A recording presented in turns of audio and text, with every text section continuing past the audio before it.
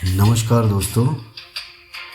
Iran आखिर इतना बेखौफ होकर दुबई पर लगातार हमले क्यों कर रहा है, यह पूरी दुनिया के लिए एक बड़ा सवाल बन चुका है। दुबई, जिसे दुनिया का सबसे सुरक्षित और आधुनिक शहर माना जाता है, लेकिन आज लगातार हमलों की चपेट में है। दुबई इंटरनेशनल एयरपोर्ट पर अब तक 3 बार घातक हमले किए जा चुके हैं और ये हमले ड्रोन तथा मिसाइलों के माध्यम से किए गए हैं। इसके साथ ही फुजैरा पोर्ट जैसे अहम तेल हब को भी निशाना बनाया गया है।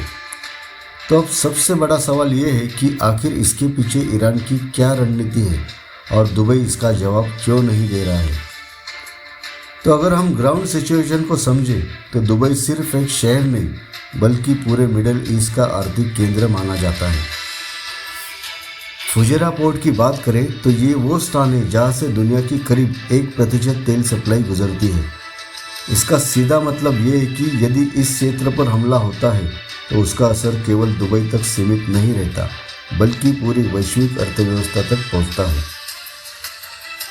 अब यदि हम नुकसान की बात करें तो स्थिति काफ़ी गंभीर नज़र आती है। दुबई इंटरनेशनल एयरपोर्ट पर हुए हमलों के कारण रनवे प्रभावित हुआ है, फ्लाइट ऑपरेशन बाधित हुए हैं और कई उड़ानों को डाइवर्ट या रद्द करना पड़ा है, जिससे करोड़ों डॉलर का आर्थिक नुकसान हुआ है। वहीं फुजैरा पोर्ट पर हुए हमलों के कारण तेल भंडारण टैंकों को क्षति पहुंची है और सप्लाई चेन पर स्पष्ट असर पड़ा है, जिससे अंतर्राष्ट्रीय शिपमेंट भी प्रभावित हुआ है। हमलों के पैटर्न को देखें तो ईरान द्वारा कई ड्रोन और मिसाइल हमले किए गए थे, जिनमें से कई को एयर डिफेंस सिस्टम द्वारा इंटरसेप्ट भी कर लिया गया था, लेकिन कुछ हमले अपने लक्ष्य तक पहुंचने में सफल भी रहे, जिसके कारण नुकसान पूरी तरह टाला नहीं जा सका। इन लगातार हमलों के बाद दुबई का माहौल अब पहले जैसा नहीं दिखता। निवेशकों में स्पष्ट रूप से डर का माहौल देखा जा रहा है और उन्होंने अपने निवेश को निकालना भी शुरू कर दिया है। इंश्योरेंस कंपनियों ने भी बढ़ते जोखिम को देखते हुए अपने कदम पीछे खींचने शुरू कर दिए हैं।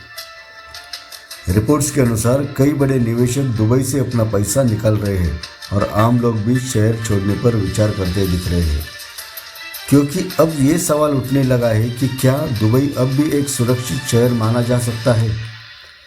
और यदि हम ईरान की रणनीति को समझें तो ये साफ नज़र आता है कि वो सीधे युद्ध की बजाय आर्थिक युद्ध यानी इकोनॉमिक वॉरफेयर पर अपना ध्यान दे रहा है। अमेरिका के सहयोगियों को निशाना बनाकर ईरान अप्रत्यक्ष रूप से दबाव बनाने की कोशिश करता दिखाई देता है। अब सबसे महत्वपूर्ण सवाल ये है कि दुबई इस स्थिति में पलटवार क्यों नहीं कर रहा है।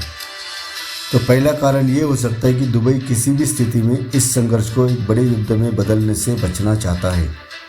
दूसरा कारण, दुबई की पूरी अर्थव्यवस्था व्यापार, पर्यटन और विदेशी निवेश पर आधारित है और यदि युद्ध शुरू होता है तो ये पूरी व्यवस्था बुरी तरह प्रभावित हो सकती है। तीसरा कारण ये हो सकता है कि दुबई अंतर्राष्ट्रीय सहयोग और समर्थन पर अभी भी भरोसा करता है। और चौथा कारण, उसकी मौजूदा रणनीति पूरी तरह से रक्षात्मक है, जिसमें वो हमलों को रोकने पर ध्यान दे रहा है, न कि जवाबी हमला करने पर। दूसरी तरफ ईरान लगातार सैंक्शंस और दबाव के बावजूद झुकने को तैयार नहीं है। ईरान इस पूरे मुद्दे को अपने राष्ट्रीय स्वाभिमान से जोड़कर देखता है। इसके साथ ही चीन और रूस जैसे देशों का रणनीतिक समर्थन भी उसके आत्मविश्वास को बढ़ा रहा है। अब यदि हम ईरान की मांगों की भी बात करें तो तस्वीर और स्पष्ट हो जाती है। ईरान चाहता है कि इस युद्ध में हुए उसके नुकसान की भरपाई बिलियंस डॉलर में की जाए।